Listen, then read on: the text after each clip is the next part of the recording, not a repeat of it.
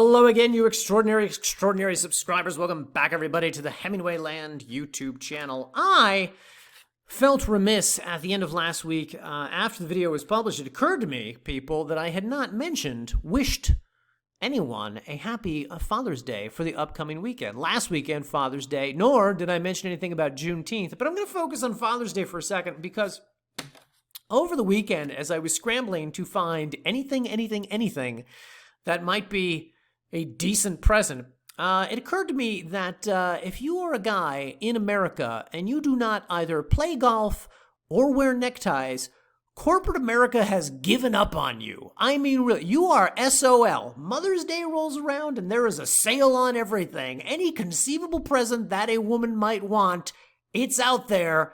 You can buy it and get it from mom. But for Father's Day, there is like nothing. And this was further illustrated by the fact that I was watching the news the other day and there was a commercial on for I don't know what, Home Depot or Lowe's or something like that.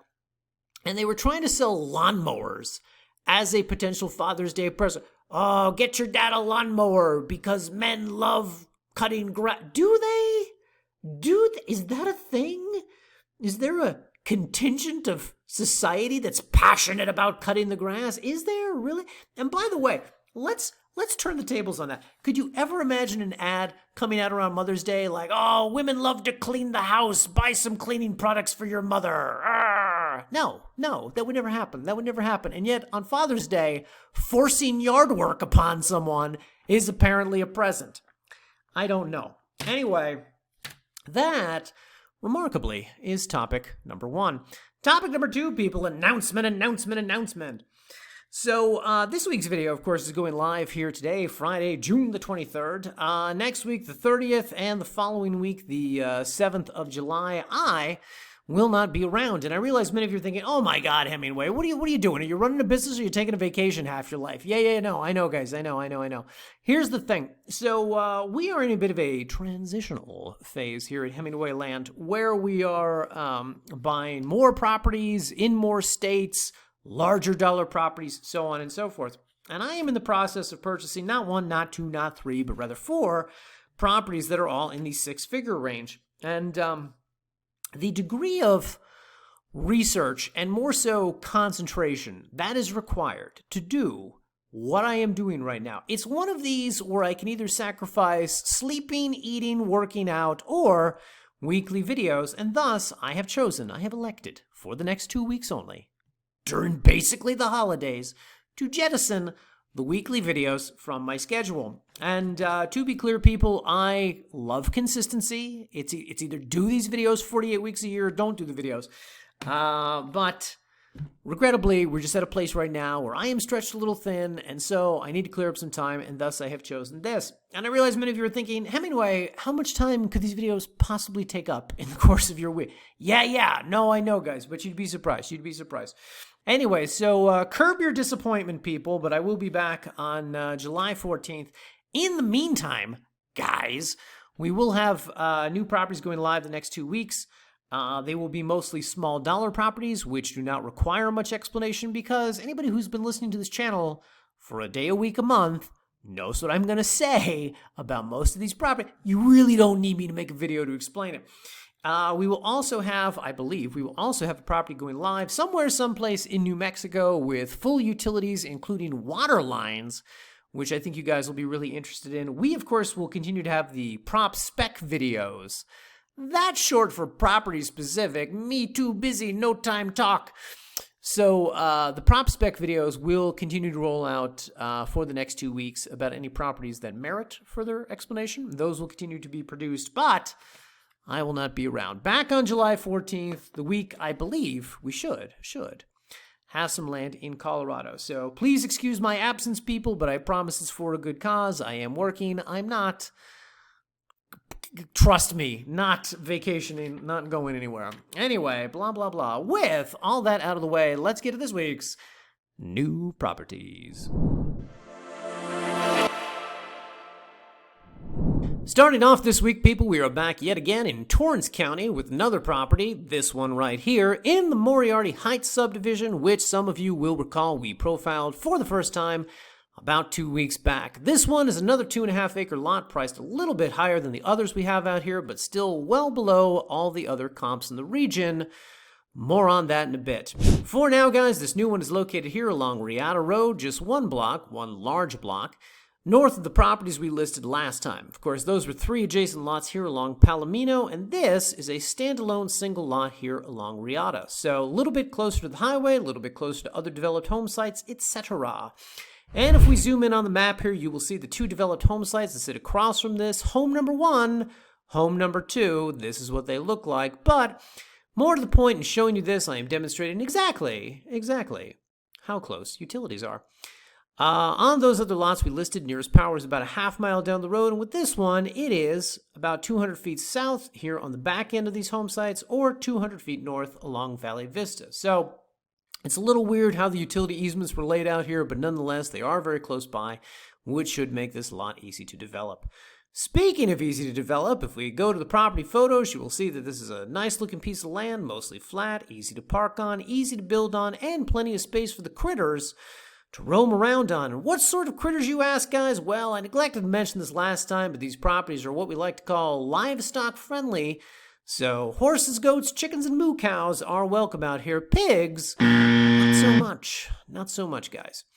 But these are healthy chunks of land in an area where there's a lot of agriculture, and thus, if you have some 4-legged family members, they can live here too. And for the record, guys, always check with county zoning about how many heads of each are allowed at once per square acre, because they have a whole list of stipulations you'll need to know. But the overall answer is yes, they are permitted. And speaking of permitted, guys, it should be noted that another nice thing about Moriarty Heights is that there is no HOA out here, nor any annual dues associated with land ownership.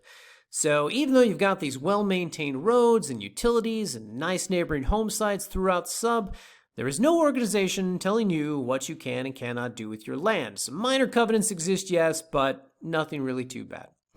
And of course, all these properties, the entire subdivision, are located here just south of the I-40, about 40 minutes east of Albuquerque. So ideal land for anyone who's gotten tired of living and working in the city and wants more space and more privacy they can easily commute back and forth from, whether that is once or twice a week or Monday through Friday. The commutes from here are really quite nice, quite easy.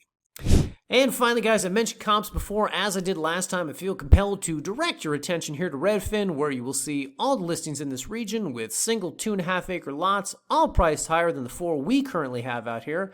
Ours are between $11,000 and $14,000 respectively. The cheapest ones here are $15,000. Not to mention that we're offering the 3 adjacent lots totaling 8.2 acres for $29,000, whereas the next lowest comp in this region is the 7.7 acres you see here for $39,000. So as always, we're awesome.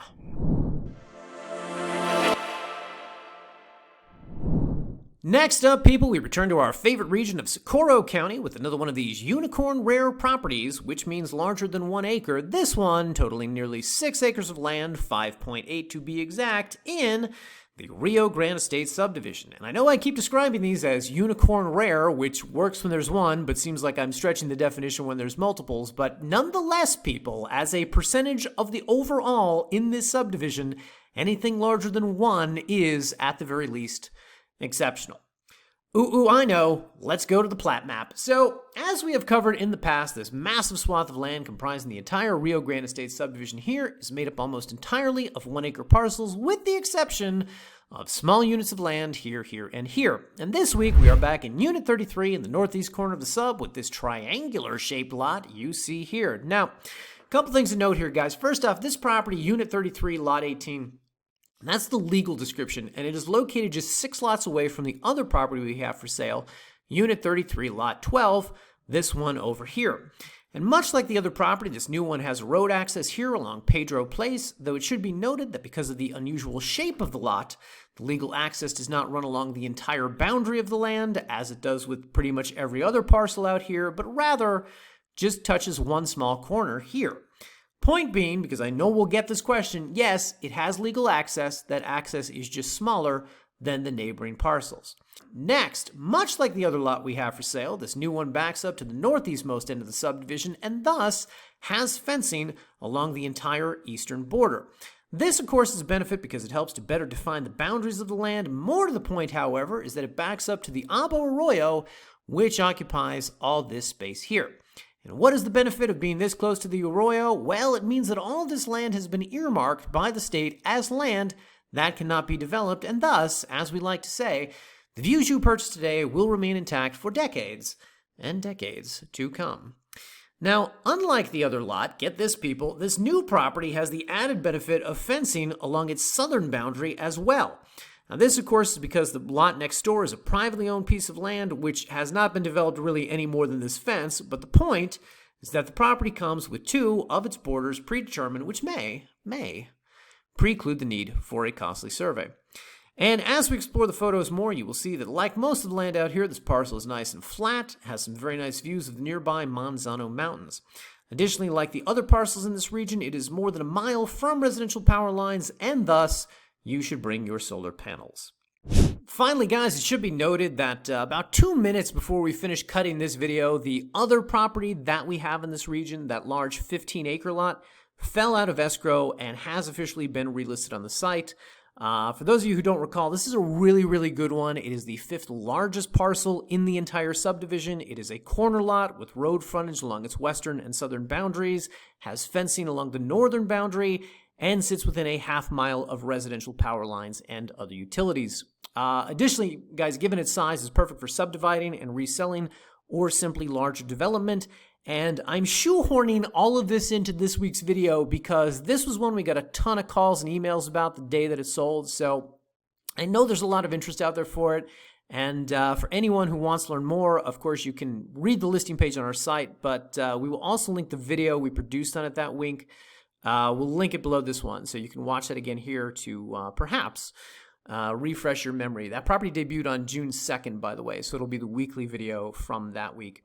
And just very quickly, let me say this. If any of you are wondering, hey, Hemingway, what's wrong with the land that the first buyer backed out? Nothing. Absolutely nothing, guys. Here at Hemingway Land, however, we do occasionally encounter people who have no compunction, none whatsoever, about wasting our time and the time of the title company by agreeing to buy things that they have no money to buy.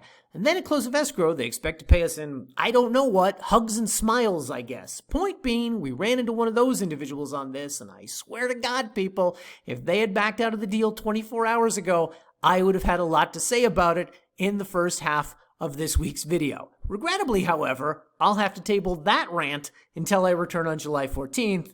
Look forward to that. With all that said, going live on the site in July, we've got some good stuff coming up in New Mexico, Colorado, and even Arizona. But debuting next week, we'll be closing out the month of June with a bunch of small dollar lots, all of which will be offered with affordable financing terms. Until such a time, have a great 2 weeks, everyone. Enjoy your July 4th holidays, and we'll see you back here on Bastille Day in our next video.